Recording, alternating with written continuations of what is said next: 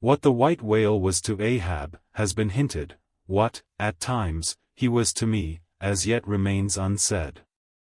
Aside from those more obvious considerations touching Moby Dick, which could not but occasionally awaken in any man's soul some alarm, there was another thought, or rather vague, nameless horror concerning him, which at times by its intensity completely overpowered all the rest, and yet so mystical and well nigh ineffable was it, that I almost despair of putting it in a comprehensible form.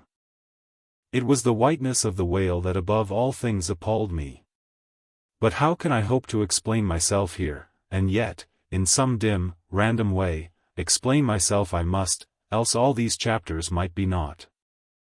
Though in many natural objects, whiteness refiningly enhances beauty, as if imparting some special virtue of its own, as in marbles, japonicas, and pearls, and though various nations have in some way recognized a certain royal preeminence in this hue, even the barbaric, grand old kings of Pegu placing the title, Lord of the White Elephants, above all their other magniloquent ascriptions of dominion, and the modern kings of Siam unfurling the same snow-white quadruped in the royal standard, and the Hanoverian flag bearing the one figure of a snow-white charger, and the great Austrian Empire, Caesarian, heir to overlording Rome, having for the imperial color the same imperial hue, and though this preeminence in it applies to the human race itself, giving the white man ideal mastership over every dusky tribe, and though, besides, all this, whiteness has been even made significant of gladness, for among the Romans a white stone marked a joyful day, and though in other mortal sympathies and symbolizings, this same hue is made the emblem of many touching, noble things, the innocence of brides, the benignity of age, though among the red men of America the giving of the white belt of wampum was the deepest pledge of honor, though in many climes, whiteness typifies the majesty of justice in the ermine of the judge, and contributes to the daily state of kings and queens drawn by milk-white steeds, though even in the higher mysteries of the most august religions it has been made the symbol of the divine spotlessness and power, by the Persian fire worshippers, the white forked flame being held the holiest on the altar, and in the Greek mythologies, great Jove himself being made incarnate in a snow-white bull, and though to the noble Iroquois, the midwinter sacrifice of the sacred white dog was by far the holiest festival of their theology, that spotless, faithful creature being held the purest envoy they could send to the Great Spirit with the annual tidings of their own fidelity, and though directly from the Latin word for white, all Christian priests derive the name of one part of their sacred vesture, the alb or tunic, worn beneath the cassock, and though among the holy pomps of the Romish faith, white is specially employed in the celebration of the Passion of our Lord, though in the vision of St. John, white robes are given to the redeemed, and the 24 elders stand clothed in white before the great white throne, and the Holy One that sitteth there white like wool, yet for all these accumulated associations, with whatever is sweet, and honorable, and sublime, there yet lurks an elusive something in the innermost idea of this hue, which strikes more of panic to the soul than that redness which affrights in blood. This elusive quality it is, which causes the thought of whiteness, when divorced from more kindly associations, and coupled with any object terrible in itself, to heighten that terror to the furthest bounds. Witness the white bear of the poles, and the white shark of the tropics, what but their smooth, flaky whiteness makes them the transcendent horrors they are. That ghastly whiteness it is which imparts such an abhorrent mildness, even more loathsome than terrific, to the dumb gloating of their aspect. So that not the fierce-fanged tiger in his heraldic coat can so stagger courage as the white-shrouded bear or shark. With reference to the polar bear, it may possibly be urged by him who would fain go still deeper into this matter, that it is not the whiteness, separately regarded, which heightens the intolerable hideousness of that brute, for, analyzed, that heightened hideousness, it might be said, only rises from the circumstance, that the irresponsible ferociousness of the creature stands invested in the fleece of celestial innocence and love, and hence, by bringing together two such opposite emotions in our minds, the polar bear frightens us with so unnatural a contrast. But even assuming all this to be true, yet, were it not for the whiteness, you would not have that intensified terror. As for the white shark, the white gliding ghostliness of repose in that creature, when beheld in his ordinary moods, strangely tallies with the same quality in the polar quadruped. This peculiarity is most vividly hit by the French in the name they bestow upon that fish. The Romish Mass for the dead begins with Requiem Aeternam, eternal rest, whence Requiem denominating the Mass itself, and any other funeral music. Now, in allusion to the white, silent stillness of death in this shark, and the mild deadliness of his habits, the French call him Requin.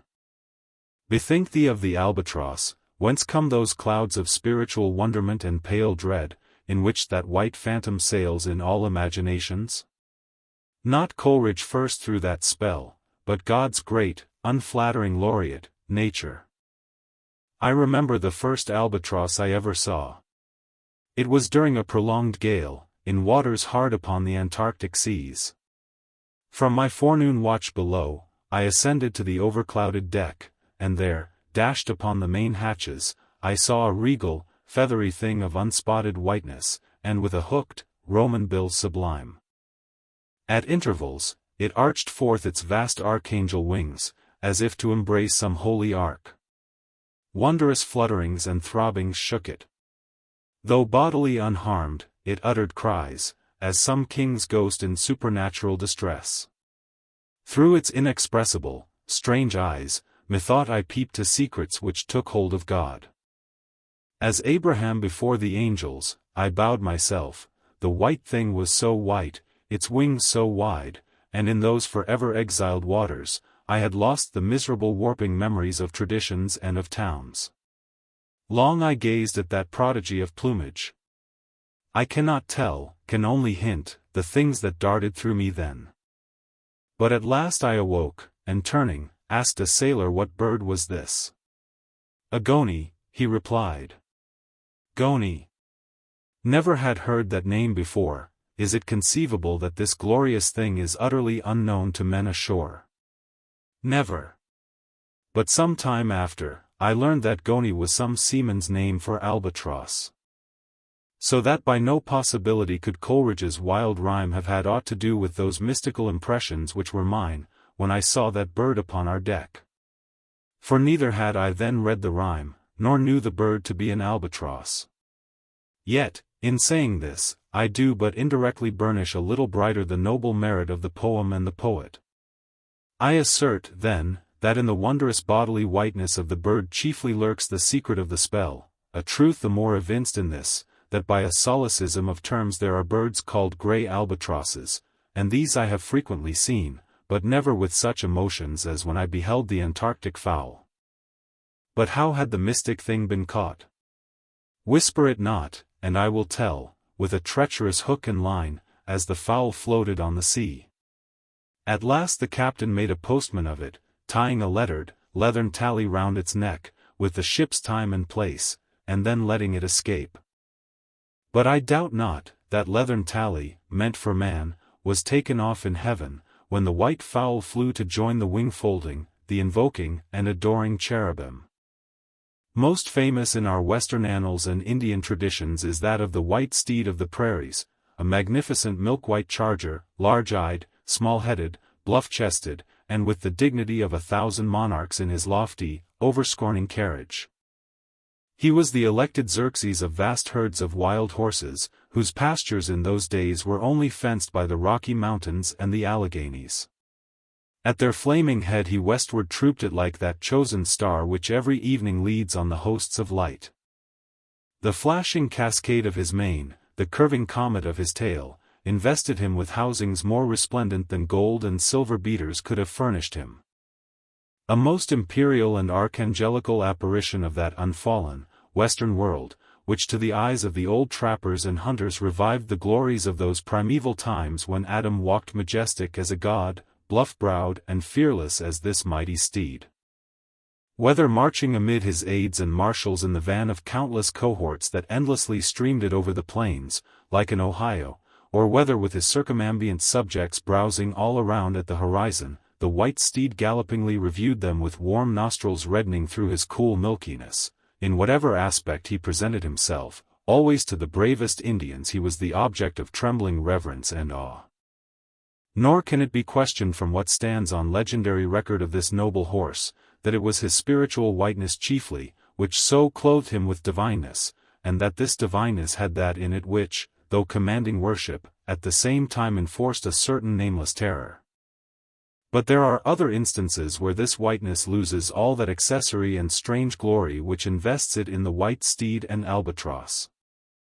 What is it that in the albino man so peculiarly repels and often shocks the eye, as that sometimes he is loathed by his own kith and kin? It is that whiteness which invests him, a thing expressed by the name he bears. The albino is as well made as other men, has no substantive deformity, and yet this mere aspect of all-pervading whiteness makes him more strangely hideous than the ugliest abortion. Why should this be so? Nor, in quite other aspects, does nature in her least palpable but not the less malicious agencies, fail to enlist among her forces this crowning attribute of the terrible. From its snowy aspect, the gauntlet ghost of the southern seas has been denominated the white squall. Nor, in some historic instances, has the art of human malice omitted so potent an auxiliary.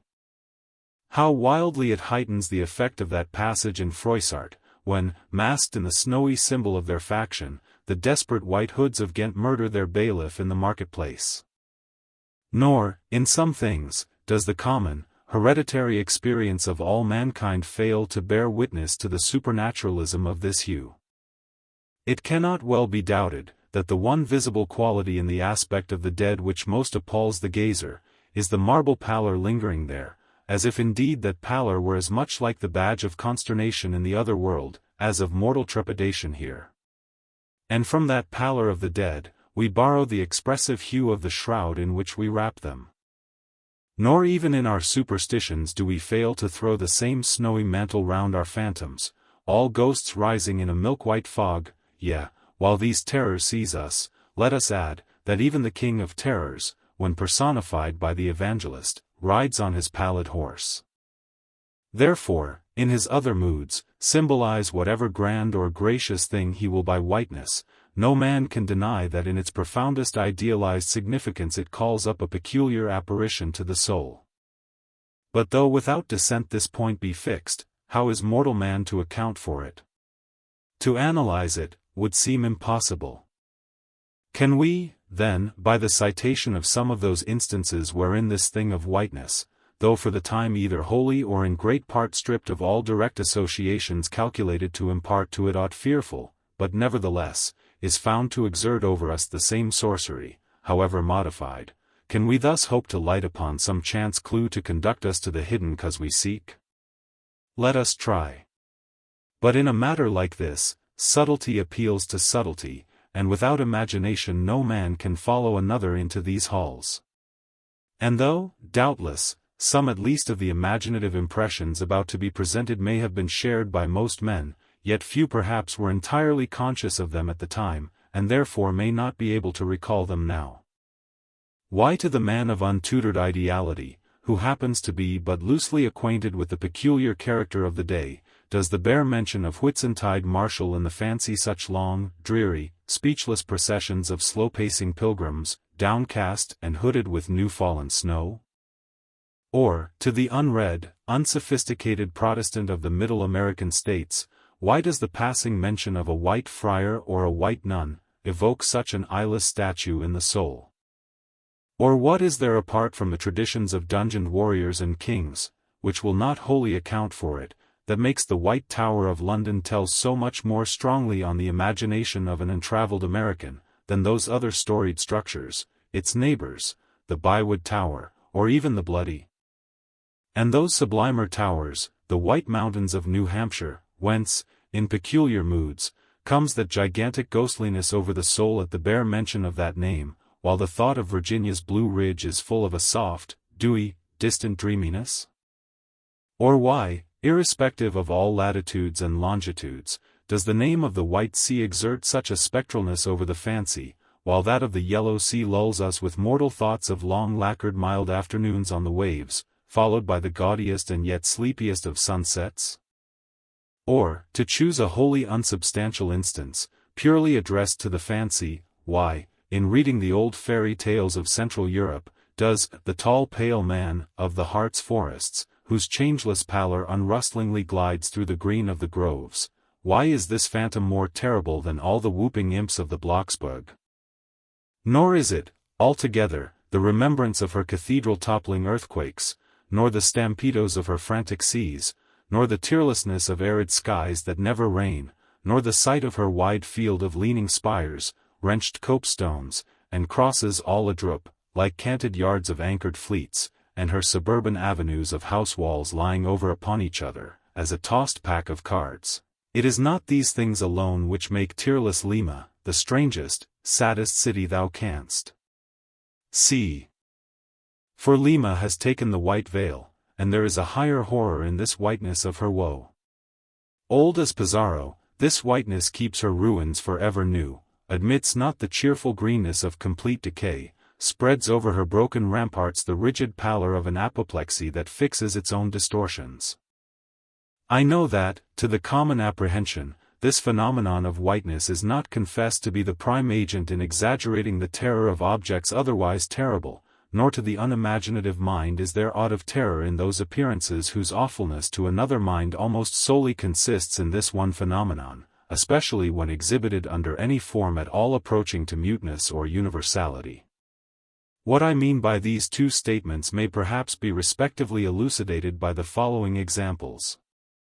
First, the mariner, when drawing nigh the coasts of foreign lands, if by night he hear the roar of breakers, starts to vigilance, and feels just enough of trepidation to sharpen all his faculties, but under precisely similar circumstances, let him be called from his hammock to view his ship sailing through a midnight sea of milky whiteness, as if from encircling headlands shoals of combed white bears were swimming round him. Then he feels a silent, superstitious dread, the shrouded phantom of the whitened waters is horrible to him as a real ghost. In vain the lead assures him he is still off soundings, heart and helm they both go down, he never rests till blue water is under him again. Yet where is the mariner who will tell thee, sir, it was not so much the fear of striking hidden rocks, as the fear of that hideous whiteness that so stirred me? Second, to the native Indian of Peru, the continual sight of the snow-howed Andes conveys naught of dread, except, perhaps, in the mere fancying of the eternal frosted desolateness reigning at such vast altitudes, and the natural conceit of what a fearfulness it would be to lose oneself in such inhuman solitudes.